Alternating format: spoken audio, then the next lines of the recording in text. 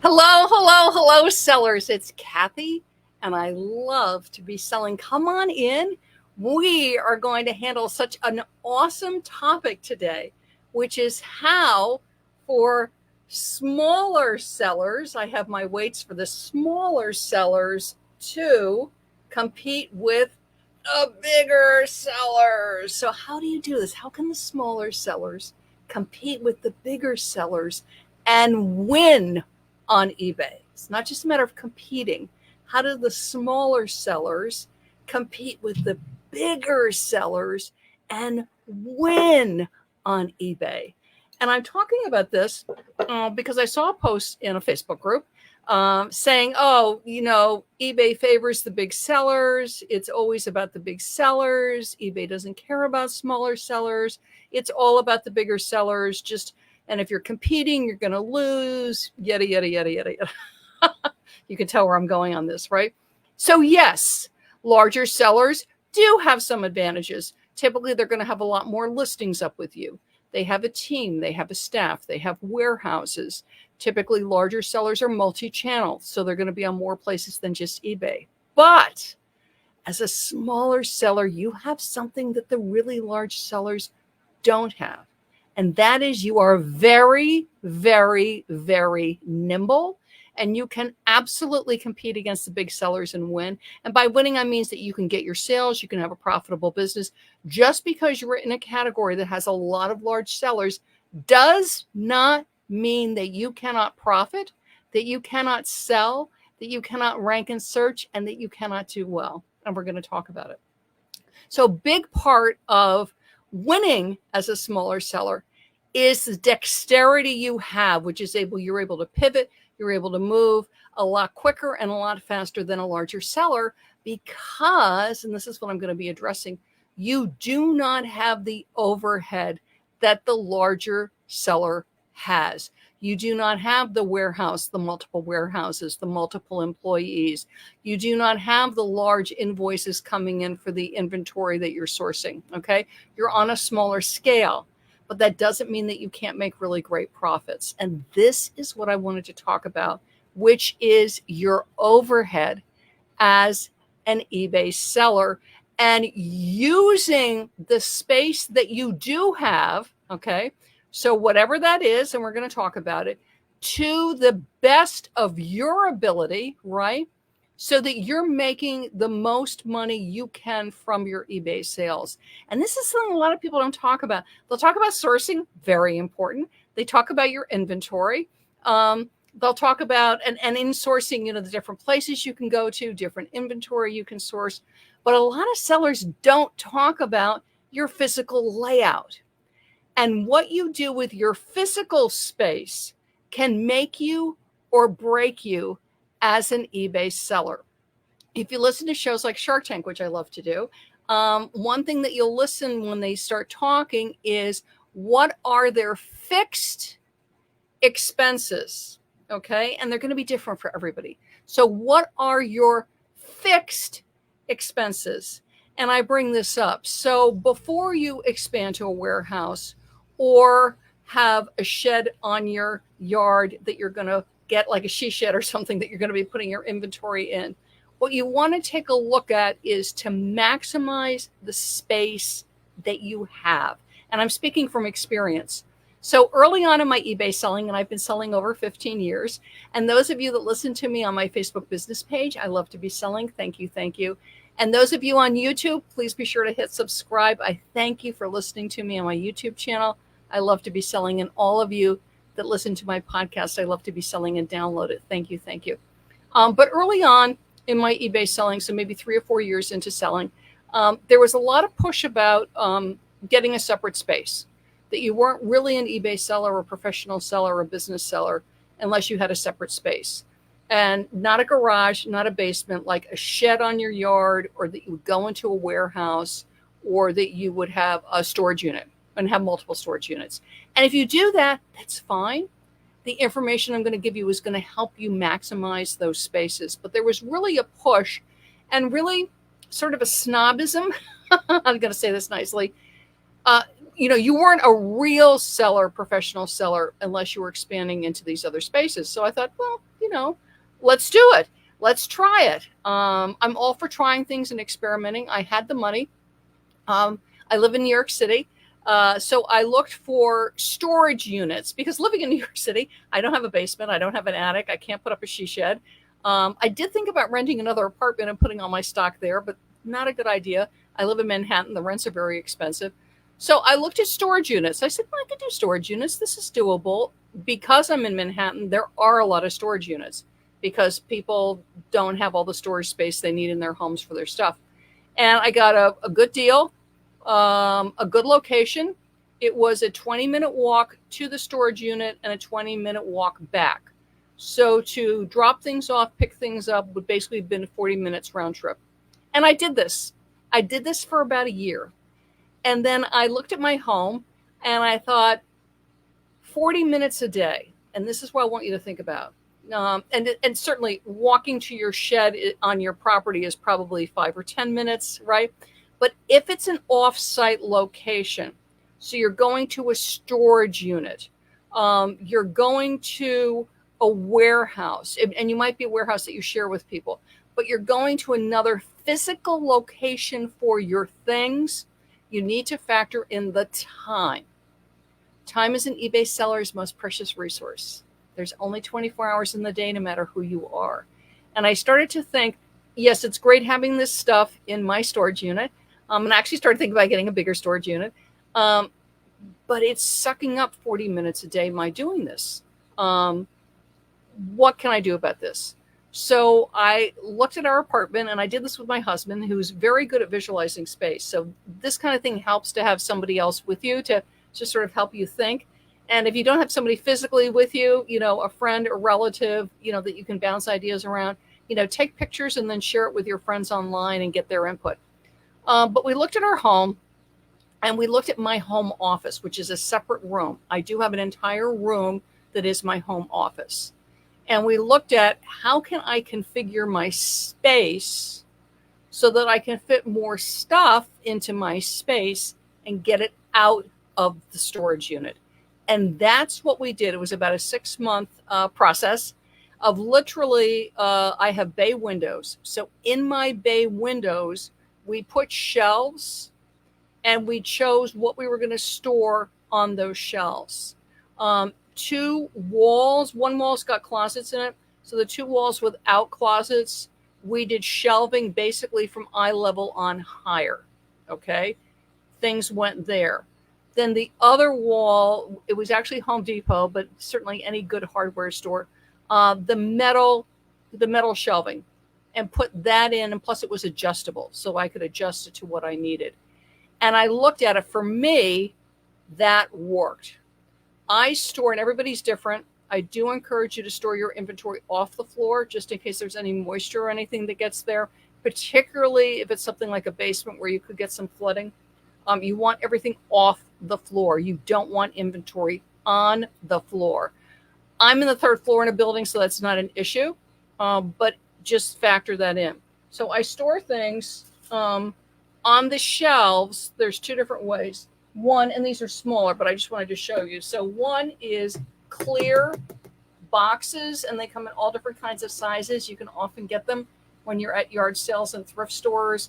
Sometimes they're just giving them away, the big plastic bins. I have big, giant plastic bins in the floor to ceiling shelving behind me. And the reason I like the plastic bins is you can see right into them, so you can see what's there. I do use a SKU system, so I have that. But even with a SKU system, I like the clear plastic so I can absolutely see what's there. So yes, it's skewed, but I can look at the bin and I can see, oh yes, there's the pink vase. There's, the purple sneakers or whatever it is. So I like plastic see-through, and I do my best to be sustainable on that, which is that I'm getting it from thrift stores, from resale stores, from people moving where they're discarding them. So I'm keeping those things out of the landfill. So I like the plastic on the shelves. The other thing I like, and I sourced this online, I have 2 closets in my office. And I also use part of my bedroom closet. And I was just hanging things. So I would just hang things. And then I went, Part of being a successful seller and beating the big guys is that we really optimize the way we use our time. So the faster I can find something in my closet or my bin, and yes, a SKU system is going to help you. But for instance, in the SKU, I'll say bedroom left closet, bedroom right closet, office closet. Is I rack things. So if you're racking on a rolling rack or in your closet, I get these, and it's just like what they have in the department store. You can get them online. And I have these, and I put them right on my closet rod. Okay, they're all kinds of fun colors. You can get white. I just like colors.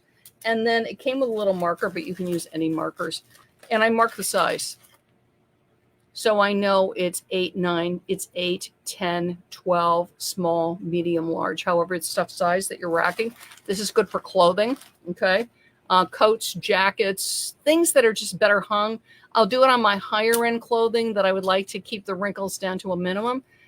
And these are very inexpensive. And then I mark the size on it. And then I rack in the closet. So it's small, medium, large, 14, 16, 18. Okay, whatever it is. If I get a lot, so let's say I have a lot of size 12 and it's in the closet, oftentimes then I will then rack by color. So yes, it's all the 12s, and I'll put all the reds together, all the blues together, maybe all the plaids. Right now I'm sourcing for the holidays. I'm sure you are too. So I'll put my reds together, my greens together. It helps me in sourcing because I can literally look in the closet and I'll see the 10s, the 12s, and I see, wow, I don't have a lot of red. Got a lot of greens. Yay for the green, but let's keep an eye out for red. So just visually, anything that you can save time, anything that helps you is good. So visually you see, like, again, I got a lot of that color, so which is good, but let's try to get more of that other color. Okay, so these I love. See-through plastic, so you can see what it is. It just helps, again, that you know quickly where the things are. I also like on my shelves, I happen to like fabric totes. I just think they're pretty. They come in lots of colors. I also source these sustainably because what I find is living in the city, these will come with a shelving unit. So what happens is when people move, sometimes the shelving unit is broken, but these are still fine. There's nothing wrong with them. I will grab them. They come in all sizes, small, medium, large. And again, the items in my SKU system, then it's in my fabric tote. It's just pretty. I like pretty. But that's what I want to encourage you. Really good friend, very successful six-figure seller who sells a lot of athletic wear. So again, it's going to be a lot of sneakers, a lot of shoes, running pants, running shorts, gym workout stuff. And what was great was, and we were talking, I was at eBay's Washington Seller Advocacy Day, which is when a certain amount of sellers are invited to Washington in May to lobby our representatives on behalf of small business. And I was lobbying for New York, and this other seller was lobbying for his state. And we were chatting about sourcing, storing, inventory. And what he shared was when first selling, I think first couple of years, literally, and I actually saw a picture of it on his social media, and I'm raising my hand because I did this too, literally was just stacks of inventory, and he was storing in boxes in his bedroom. His wife was helping him with the business, so she was on board with this. You definitely want to have your partner, your loved one that's sharing the space with you on board. But literally everything was just in rows, and he was putting everything in boxes in the bedroom when they started. And then what he did was his home had a full unfinished basement. But when he started, because you're starting to sell and you're finding out, is this going to be a fit for me or not? I'm not sure if I want to be an eBay seller. And then you're going, yes, I do like to be an eBay seller. And what happens oftentimes is your inventory is growing and you don't have time to think through your physical space. And that was his situation. So then what they did was with eBay money, because right now you're selling eBay, you're making money as eBay. And this is one of the great things about being a small seller, because you don't have a warehouse, because you don't have the employees, because your overhead is lower, than taking some of the money he was making selling, finish the basement, floor to ceiling shelving, inventory off the floor, and everything that was in the bedroom went down to the basement. And that's what I want to encourage you to do. So for him, he has this basement, it can go there. Me, I don't have, and I even said, I was like, because I know this, he sells a lot. And I was like, have you thought about a warehouse? Have you thought about like doing a pop-up shed? Because they own their home, they own their property. And he said, and it's interesting to me because it was what I had gone through with my storage unit. He said it was just so great that literally all he does is go to the basement. I mean, that's his morning commute. Go to the basement, do the listing. He's got his listing set up down there too. Listing, shipping, it's all in the basement. For me, home office. And then looking at the space, organizing it. And again, organizing my closets, organizing my shelves. So for me, it works for my inventory. If you're in a situation where truly the inventory is sort of taken over the house, I know this can happen, is you don't beat yourself up, but you see like, wow, it's in multiple rooms. One, if you're okay with that, great. If you want to organize it somewhat, this is a suggestion for inventory being in multiple rooms and it's all unlisted, is perhaps prioritizing. So this room, this spare bedroom, this spare room is my sort of on deck inventory. This is what I want to list next. Everything's going into that room and you're putting it into bins, you're stacking it however you want. And then perhaps the other room is things where I'll get to it later. So that's like delayed. That way too, if you still have inventory coming in, when it comes in, you can look at it and go, okay, which room is it going in? I want to list this right away or delayed. Okay. My friend with the basement, another friend with the basement, and she was a soup to nuts seller. And what she did was with her shelving system is she would have areas. So this shelf area, like one or two shelves, was mugs. All the mugs went there. And she did organize similar to me with the clothing, with the color. She did it either by color, by theme. And again, it's going to depending on what mugs you have. Then she had a lot of family games. She would organize it by who made the game. And that's how she would organize it. So you look at your inventory. If it's electronics, do I want to organize by the style of electronic or by the make of the electronic? Okay. You always look at one of my plush. Again, am I going to have all the teddies together? Am I going to do it by color? Am I going to do it by size? And then one last thought on organizing your inventory, your space. And the reason we're doing this, it's nimbleness. It keeps our overhead down. If and when I do choose to get a she shed, or I do choose to get storage units, and I know sellers with multiple storage units, is there's thoughtfulness in it, which is I'm factoring in the cost into my overhead. But if there's any way to keep it on site, if that works for you, for some people, they don't want any of it in the house. They want it in that storage unit. I have a friend like that. Great. That's what works for you and your family. And that's what I want to encourage you to. Everybody's different. There's no right or wrong on this. If for your family, having everything in that storage unit is a win, that's what you do.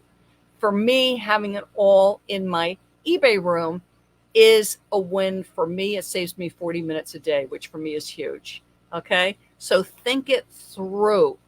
What gives you the nimbleness, the ability to succeed against the larger sellers is being very conscious of your overhead and also organizing your space where your inventory is, your shipping supplies helps you with your day so that you're using it for the best as far as listing and sourcing and shipping. And then when you go into your workspace, it's a space that you want to be in. It's a space that is a nurturing space to you and your eBay. Okay. But that's it. That gives you the nimbleness. It keeps your overhead down. Overhead down means more profit.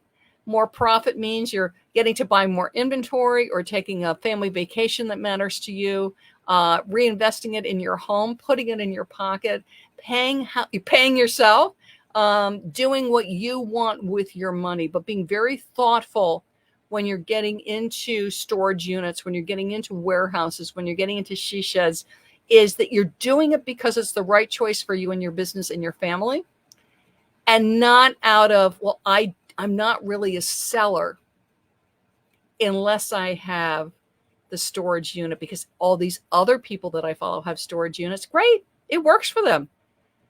But is it what you want? And also just to be aware, because it does happen. I remember being at a very large conference years ago, and I was sitting with a friend. It was an Amazon conference. I was sitting with a friend, and the person on stage was talking about all the money they were making. And my friend sitting next to me, and they knew the speaker quite well. And she said, if this seller keeps going the way they're selling, they will be out of business within a year or two. Because she said, yes, they're making all that money, but the problem is they're spending more than they're making. Okay. So that's why keep an eye on your overhead. You keep it down, that's going to give you more money that you can spend on your inventory or whatever else you want to on your business. But particularly when you're new, really figure out a way to configure whatever space you have. For some, it might just be a corner in a room. My friend, he's taken over the basement. There is no inventory on the main part of their home or upstairs. It's all in the basement. That's how big they are. When they choose to take on more inventory, they go in the basement and they figure out how to rejigger everything. So consider that. One thing right now that's really, really good for small sellers is to really watch the seasonal clearances. And I'm going to put this up for you. Hop over to my website, ilovetobeselling.com, and grab top 10 ticks to ignite your eBay summer sales. So keeping your sales strong all summer. Right now it's July 15th. So keeping your sales strong all summer long.